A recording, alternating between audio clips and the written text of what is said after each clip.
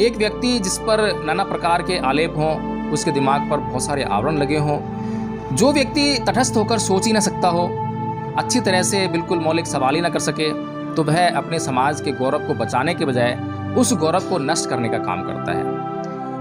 एक बार आप राजकुमार यादव जी से मिल लीजिए, लक्ष्मण यादव जी से मिल लीजिए और परम पूज्य बाबा डॉक्टर भीमराव अम्बेडकर का कुछ साहित्य पढ़ लीजिए। उसके बाद इन्हीं मंडलेश्वर जी के पास जाइए और उनसे भी सवाल कीजिए कि हमने अपने यादवों में ही पंडित पैदा कर लिए, अब हमारे शादी विवाह में या किसी भी संस्कार में ब्राह्मण नहीं आता। तो मैंने इसलिए कहा कि आपने कम से कम एक स्टेप तो आप आगे बढ़े। आपने ये तो समझ लिया कि ये ब्राह्मण नाम की जो बीमारी है ये आपके समाज के लिए भी घातक है। सुप्रीम कोर्ट में भी पेरियार ललाई सिंह यादव, जो कि आपके ही समाज के हैं, आपका गौरव है, वे ब्राह्मणों को वहाँ बहुत बुरी तरह से पटखनी देते हैं और सुप्रीम कोर्ट के निर्णय के बाद पेरियार ललाई सिंह यादव जी की जब्ती की गई सारी पुस्तकें उन्हें वापस कर दी जाती हैं। अगर आपके समाज का कोई व्यक्ति इस पूरी व्यवस्था को चलाने वाले ब्राह्मणों को सुप्रीम कोर्ट में मात देता है तो वह आपके समाज की गौरव गाथा है, वह आपके समाज का गौरव है। आपको उस गौरव को समझना चाहिए कि पूरी दुनिया के जितने भी धर्म हैं, संप्रदाय हैं, उन सभी को आज पुनः एक बार अपने अपने धर्म ग्रंथों को लेकर बैठ जाना चाहिए। आज जितना भी साइंटिफिक डेवलपमेंट हुआ है, जितना भी वैज्ञानिक विकास हुआ है, उसको मद्देनजर रखते हुए अपने धार्मिक सिद्धांतों की जांच करें। उसके साथ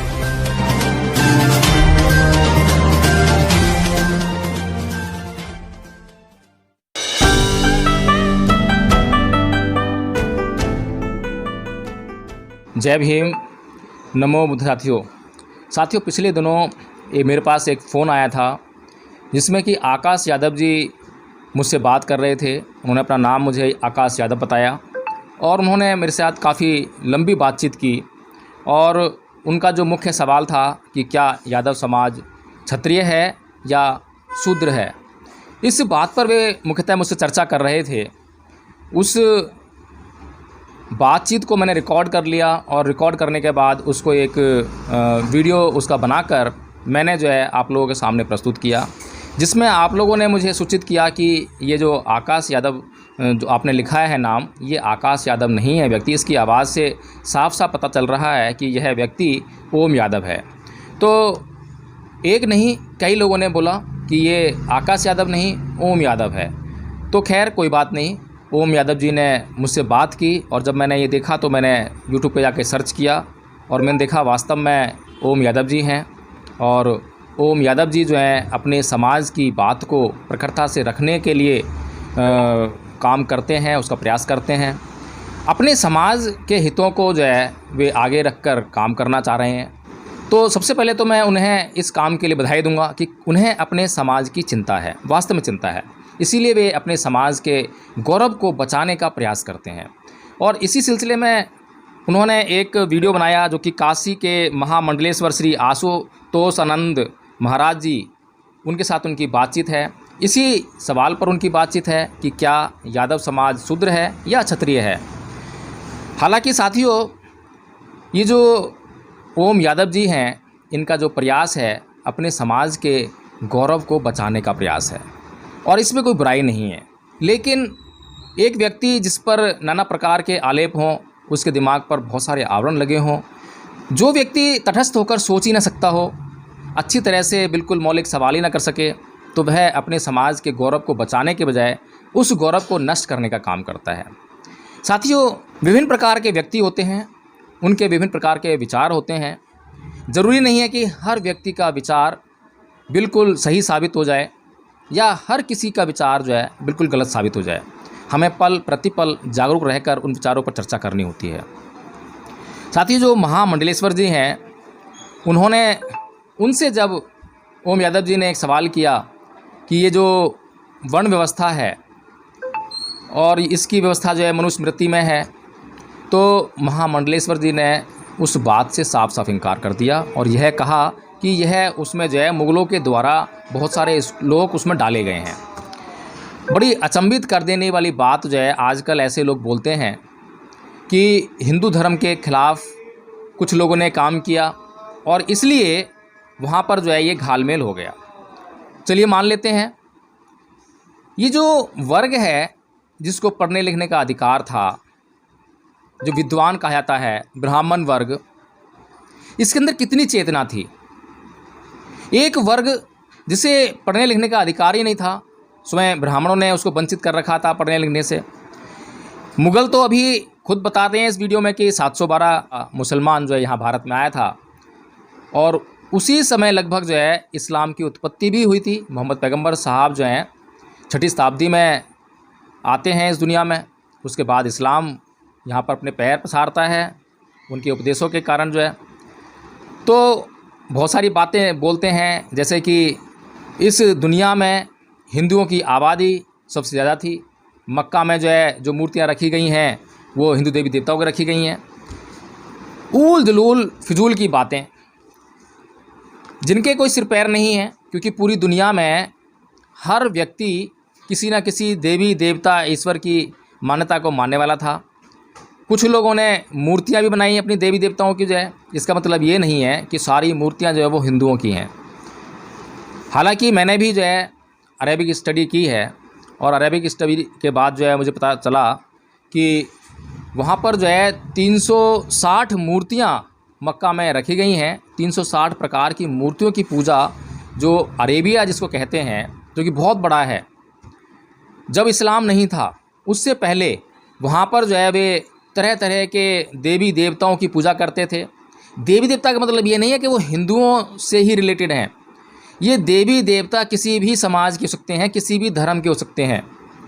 क्योंकि ये शब्द हिंदी है इसलिए हम जो है हिंदू धर्म का समझ लेते हैं। जैसे कि हम जो है अगर बात करें ईश्वर की, तो ईश्वर जो है शब्द हिंदी है इसलिए हम कहेंगे कि भाई हिंदू हो गया। नहीं, अब जो गॉड शब्द है, गॉड को जब हिंदी में हम डिफ़ाइन करेंगे तो क्या कहेंगे? कि गॉड को अगर हिंदी में बताएंगे तो ईश्वर ही कहेंगे ना। इसी प्रकार से इस्लामिक लोग जिसे अल्लाह कहते हैं, अल्लाह को अगर हम हिंदी में समझाना चाहें तो उसको भी ईश्वर कहेंगे। क्यों कहेंगे? इसके पीछे क्या कारण है? जो तीनों ही जो देवी देवता हैं या जो शब्द हैं अल्लाह, ईश्वर और गॉड, ये तीनों ही प्राकृतिक शक्ति को संबोधित करने वाले शब्द हैं। यानी कि ऐसी शक्ति जिसमें कुछ मनुष्य से ऊपर बढ़कर पावर हो, और दूसरा जो कि इस ब्रह्मांड की हर चीज़ को नियंत्रित करता हो, उसको हम जो है ईश्वर, अल्लाह या फिर गॉड कहेंगे। और इस परिभाषा के अंतर्गत ये तीनों व्यवस्थाएं आती हैं। तो साथियों, जिस तरीके से ये महामंडलेश्वर जी सारा ठीकरा फोड़ देते हैं मुग़लों के ऊपर कि मुग़लों को हिंदुओं से चिढ़ थी, हिंदू धर्म से चिढ़ थी, इसलिए उन्होंने जो है मनुस्मृति में हिंदू विद्वानों को, अब हिंदू विद्वान कौन थे ये भी बताना चाहिए था इनको। हिंदू विद्वान वही ब्राह्मणों को ख़रीदा और वो बिक गए। बताओ कैसे ब्राह्मण थे जो कि किसी लालच में बिक गए। उनको अपने धर्म की परवाह नहीं थी, अपने धर्म की रक्षा नहीं करनी थी उनको जो है, चलो बिक गए। फिर उन्होंने जो है मनुस्मृति में घालमेल कर दिया और वो व्यवस्था डाल दी। अरे भाई, फिर उसके बाद जो है उन व्यवस्थाओं का विरोध किसने किया? कितने लोग सुप्रीम कोर्ट गए याचिका लेकर कि भाई ये जो है पुस्तक जो है घालमेल कर दिया गया है, इसमें इसको पुस्तक को निकालो, इसको शुद्ध करो। मैं तो अभी भी यही कहता हूँ कि पूरी दुनिया के जितने भी धर्म हैं, संप्रदाय हैं, उन सभी को आज पुनः एक बार अपने अपने धर्म ग्रंथों को लेकर बैठ जाना चाहिए और बैठकर उनका अध्ययन करना चाहिए। और जो आज जितना भी साइंटिफिक डेवलपमेंट हुआ है, जितना भी वैज्ञानिक विकास हुआ है, उसको मद्देनज़र रखते हुए अपने धार्मिक सिद्धांतों की जांच करें। उसके साथ साथ एक और आधार बनाएं, क्या वे सिद्धांत मानवीय हैं, अमानवीय तो नहीं है। तीसरा एक और आधार बनाएं कि कहीं उनका कोई सिद्धांत किसी और वर्ग, किसी और समाज, किसी और धर्म के विरोध में तो नहीं है, किसी और धर्म की खिलाफत तो नहीं करता है, उनके खिलाफ तो कुछ नहीं बोलता है, कहीं किसी की भावनाएं तो आहत नहीं होती हैं। इन तीनों को आधार बनाकर अगर आज विश्व के सभी धर्म अपने अपने धर्म ग्रंथों को लेकर उनका अध्ययन करने बैठेंगे तो निश्चित तौर पर वे उन्हें शुद्ध कर लेंगे। लेकिन वो ऐसा करने वाले नहीं हैं, क्योंकि जैसा कि वेदों में कहा गया है कि वेद अपौरुषेय हैं, ईश्वरीकृत हैं। इसी प्रकार जो इस्लामिक लोग हैं, इस्लाम को मानने वाले लोग हैं, उनका कहना है कि जो कुरान है वो अल्लाह ने भेजी है, अल्लाह के द्वारा ज़मीन उतारी गई है। इसी प्रकार से जो गॉड को मानने वाले लोग हैं, जो ईसाई लोग हैं, उनका भी यही कहना है कि बाइबल के बारे में, तो वे उसमें कुछ भी छेड़खानी नहीं कर सकते हैं। उसको वो पढ़ तो सकते हैं और पढ़कर जो है सिर्फ उसको मान सकते हैं, पढ़कर उस पर सोच नहीं सकते हैं, पढ़कर उस पर तर्क नहीं कर सकते हैं, पढ़कर उसकी जांच नहीं कर सकते हैं। तो साथियों, जब तक वो जांच करने की प्रक्रिया में ना आए तब तक वे कुछ नहीं कर सकते हैं। चलिए, मैं ओम यादव की बात कर रहा था, तो इसी बात से जो है ओम यादव जी को थोड़ा सा मार्गदर्शन, उनसे मेरी काफ़ी बातचीत हुई। हालांकि उन्होंने तब डिस्क्लोज़ नहीं किया कि वे जो यूट्यूबर हैं और इस तरह का काम करते हैं, तो उन्हें जो है इसी प्रकार की सोच को अपने भीतर लेके आना होगा। उनके समाज के एक बहुत अच्छे और प्रख्यात एडवोकेट साहब हैं राजकुमार यादव जी। वे बहुत अच्छा काम कर रहे हैं, यादव समाज के गौरव को बढ़ाने का कार्य कर रहे हैं। अगर आपके समाज का कोई व्यक्ति इस पूरी व्यवस्था को चलाने वाले ब्राह्मणों को सुप्रीम कोर्ट में मात देता है तो वह आपके समाज की गौरव गाथा है, वह आपके समाज का गौरव है। आपको उस गौरव को समझना चाहिए। आप अपने जो झूठे और काल्पनिक देवी देवताओं और ईश्वरों के जंजाल में ना फंसें। आप अपने जो ऐतिहासिक पुरुष हैं, ललई सिंह यादव जी आपके ऐतिहासिक पुरुष हैं। अगर आपको अपनी पूरी जानकारी लेनी है तो आप मुझ पे विश्वास ना करें, आप किसी और समाज के किसी व्यक्ति पर, किसी विद्वान पर विश्वास न करें, आप इस दुनिया की किसी किताब पर विश्वास न करें। आप इस दुनिया में अभी जीते जागते अपने ही समाज के लोगों के पास जाएं, उनसे तर्क वितर्क करें, राजकुमार यादव जी को खोजें, उनके पास जाएं, उनसे चर्चा करें और उनसे पूछें कि आप क्या कह रहे हैं। आप लक्ष्मण यादव के पास जाएं, उनसे पूछें कि आप क्या कह रहे हैं, आपकी बातों में कितनी सच्चाई है। मेरे विचार तो ये हैं, मेरी अवधारणा तो ये है, मेरी मान्यता तो ये है, ये मान्यता, मेरा विचार, मेरी अवधारणा किस प्रकार से गलत है, कृपया आप मेरा मार्गदर्शन करें। आप ओम यादव जी अगर इस प्रकार से इन लोगों के पास जाएंगे तो आप निश्चित तौर पर अपने समाज की गौरव गाथा को पुनः लोगों के सामने लेकर आएंगे और अपने समाज के गौरव को बचाने का बहुत ही महत्वपूर्ण कार्य कर पाएंगे। मैं आपको इस कार्य के लिए मंगल कामनाएं देता हूं। यदि आप वास्तव में अपने समाज की गौरव को बचाने का प्रयास कर रहे हैं, यदि आप वास्तव में ये चाहते हैं कि आपके समाज का गौरव बढ़े, तो आपके समाज का गौरव बढ़ाने के लिए ज़रूरी नहीं है कि आपके भूतकाल में पीछे जाकर जो है आपके कोई महापुरुष रहे हो समाज के, उनके आधार पर ही आपके गौरव बढ़ेगा। आप भी अपने समाज का महापुरुष बन सकते हैं। आपके ही समाज के पेरियार ललई सिंह यादव जी थे जिन्होंने इतना महत्वपूर्ण कार्य किया कि जो पेरियार रामास्वामी जी की तमिल में लिखी गई सच्ची रामायण चाबी जो नामक पुस्तक थी, उसका हिंदी में अनुवाद किया और उस पर जब आपत्ति की ब्राह्मणों ने, वहाँ पर इलाहाबाद हाई कोर्ट में पहले वे गए याचिका लेकर, उसके बाद जो है सुप्रीम कोर्ट में गए। जब इलाहाबाद हाई कोर्ट से हार गए तो सुप्रीम कोर्ट में भी पेरियार ललई सिंह यादव, जो कि आपके ही समाज के हैं, आपका गौरव हैं, वे ब्राह्मणों को वहाँ बहुत बुरी तरह से पटखनी देते हैं और सुप्रीम कोर्ट के निर्णय के बाद पेरियार ललई सिंह यादव जी की जब्ती की गई सारी पुस्तकें उन्हें वापस कर दी जाती हैं। आप उनकी लिखी हुई जो रामायण की सच्ची चाबी है उसको भी जरूर पढ़ने का काम करें। आप किसी भावना से जुड़कर काम न करें, आप किसी अवधारणा या किसी धार्मिक मान्यता उसके तहत काम करेंगे तो आपके भीतर सवाल उत्पन्न होंगे ही नहीं, क्योंकि आपको जो चीज़ पसंद है आप उसके खिलाफ कभी बोलना पसंद नहीं कर सकते। जिस प्रकार से समाज में शराब पीने वाले लोग हैं, नशा करने वाले लोग हैं, जिस प्रकार समाज में चोरी करने वाले लोग हैं, जिस प्रकार समाज में आलसी लोग हैं, व्यभिचारी लोग हैं, चोर को चोरी कर कर खाना ही पसंद है, उसको मेहनत करना पसंद नहीं है। जब आप उसको सज़ा देंगे या आप उसको पकड़ेंगे तो उसको कभी अच्छा नहीं लगेगा और वह कभी उन बातों के विपरीत जाके सोचता नहीं है, इसीलिए हमेशा चोरी करता रहता है। जिस क्षण वह उस बात पर सोच लेता है कि वह चोरी कर रहा है, यह अनैतिक है, यह समाज के दूसरे लोगों को जो है उनका नुकसान करता है, तो उसी क्षण वह चोरी का कार्य रोक देता है। इसी प्रकार से जो आलसी व्यक्ति होता है, जिस क्षण वह ये सोच लेता है कि यह आलस करना मेरे लिए गलत है, दूसरों को भी इससे नुकसान हो सकता है, उसी क्षण वह मेहनत करना शुरू कर देता है। तो ओम यादव जी, मेरा आपसे सिर्फ इतना ही कहना है कि जिस क्षण आप प्रश्न करना शुरू कर देंगे, आप जिस व्यवस्था के समर्थन में आप जा रहे हैं उस व्यवस्था के उस पर आप थोड़ा प्रश्न उठाइए। आपने एक अच्छी बात कही जिसको मैंने आपको जो अप्रिसिएट किया और इसीलिए मैंने उस वीडियो का नाम भी यही रखा, टाइटल रखा उसका जो है कि यादव समाज ने हिंदू धर्म की परंपराओं को ध्वस्त किया। इस तरह का मैंने कुछ जो है वहाँ पर जो है टाइटल दिया उसका जो है। मैंने ऐसा क्यों लिखा? क्योंकि आपने एक बात कही थी कि हमने अपने यादवों में ही पंडित पैदा कर लिए हैं, अब हमारे शादी विवाह में या किसी भी संस्कार में ब्राह्मण नहीं आता। तो मैंने इसलिए कहा कि आपने कम से कम एक स्टेप तो आप आगे बढ़े। आपने ये तो समझ लिया कि ये ब्राह्मण नाम की जो बीमारी है ये आपके समाज के लिए भी घातक है, लेकिन आप अड़िग रहे कि इस तरह की जो व्यवस्था है वो वेदों में पुराणों में है। आपने ये कहने का प्रयास किया, लेकिन मैं ये कहूँगा कि आप दोबारा से पुनः अध्ययन करें कि वेदों की क्या मान्यता है, क्योंकि वेदों की जो मान्यता है उसको स्वयं ब्राह्मणों ने बार बार समय समय पर चैलेंज किया है। परम पूज्य बाबा साहब डॉक्टर भीमराव अंबेडकर ने अपने साहित्य में इस बात को बहुत अच्छी तरीके से बारीकी से अध्ययन करने के बाद लिखा है कि कब कब किस किस ब्राह्मण ने वेदों पर प्रश्न उठाए हैं, वेदों की जो मान्यता है उसको चेक करने जांच करने के क्या आधार हैं, किस तरह उसकी जांच की जाए, किस तरह किसी बात को मान लिया जाए वेदों की को, इस तरह की बातें बहुत सारी हैं। अगर मैं उन बातों को यहाँ पर आपको बताऊंगा तो वीडियो बहुत लंबा हो जाएगा, लेकिन ओम यादव जी मैं आपसे जो है सिर्फ यही आग्रह करूँगा, निवेदन करूँगा कि आप जो है पहले तो खुद स्पष्ट हो जाएँ, दूसरा आप न्यूट्रल हो जाएँ। आप जो है बिल्कुल किसी भी पक्ष में ना रहें, ना तो अपने पक्ष में रहें ना दूसरे पक्ष में रहें। जब आप न्यूट्रल हो जाएंगे, विचारों से स्वतंत्र हो जाएंगे, जब मौलिक हो जाएंगे, जब आपके भीतर मौलिकता आ जाएगी, तब आप जांच करने में जुट जाएंगे। मैं भी किसी न किसी मान्यता को मानता हूँ, समर्थन करता हूँ, लेकिन मैं उस मान्यता का समर्थन अंधा होकर नहीं करता हूँ। जिस दिन मैंने अंधा अनुकरण कर लिया उस दिन मेरे अंदर अंधश्रद्धा आ जाएगी।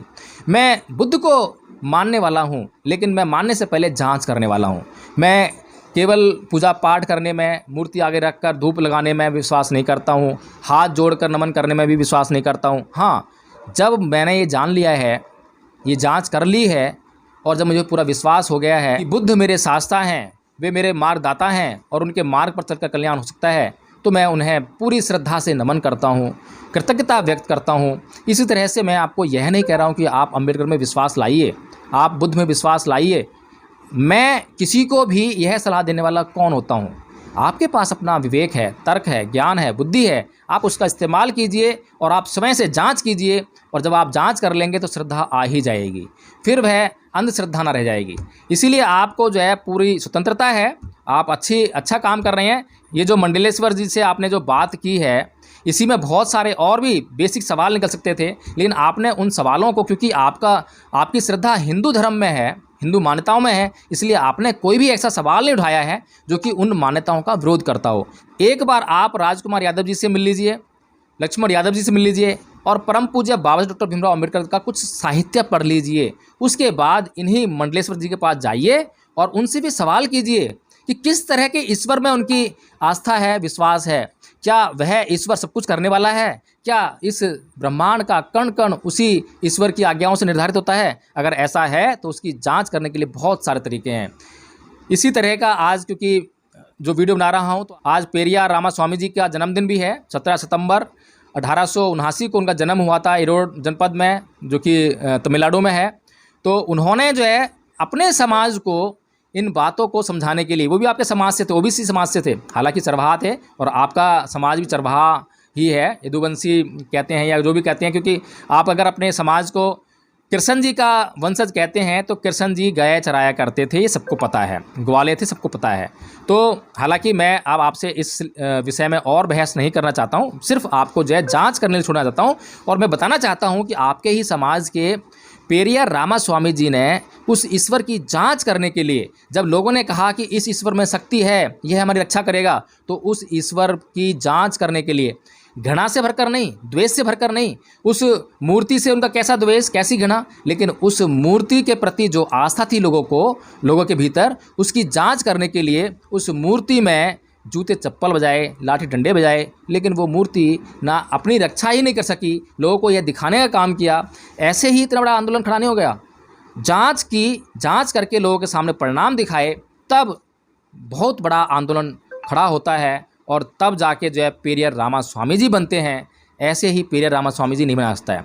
आज ओम यादव जी, अगर आप सही राह पे चल लें और सही रास्ते पर चलकर अपने समाज के गौरव को आगे बढ़ाने का कार्य करें, तो आप भी एक दिन पेरियार रामास्वामी जी, पेरियार ललित सिंह यादव जी, एडवोकेट राजकुमार जी और प्रोफेसर लक्ष्मण यादव जी इनकी कैटेगरी में, इनकी श्रेणी में आ सकते हैं, बल्कि इनसे भी महान बन सकते हैं।